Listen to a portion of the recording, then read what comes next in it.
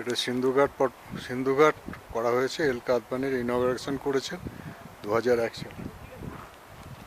সামনে পর্বতমালা আছে, সামনে যে নদীটা বয়ে চলেছে ছোট, এটাকে সিন্ধু নদী বলা হচ্ছে। পর্বতমালার সামনে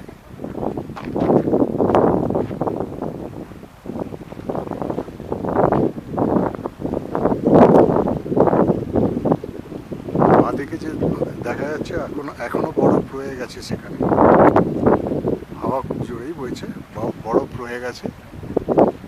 সিন্ধু নদ, সিন্ধু সভ্যতার কথা অনেক শোনা হয়েছে, আমরা সিন্ধু নদী কখনো দেখিনি, এখানে আজকে দেখলাম। আর এটা এলকে আদবানি 2001 সালে ইনঅগারেশন করেছে সিন্ধু ঘাটটা। লাদাখের মেমোরি বলতে পারা যায়, লাদাখের সম্মান বলতে পারা যায়। এইভাবে চলছে। এই চারিদিকে রেঞ্জ, চারিদিকে পাহাড়ে ঘেরা রয়েছে, পাহাড়ে ঘেরা রয়েছে। যেভাবে এই পোডিয়ামটা করেছে সেটা খুব সুন্দর। এখানে কিছু একটা ফাংশনও দেখা যাচ্ছে, গৌতম ফটো তুলছে, অনেকে দেখতে এসছে এটা।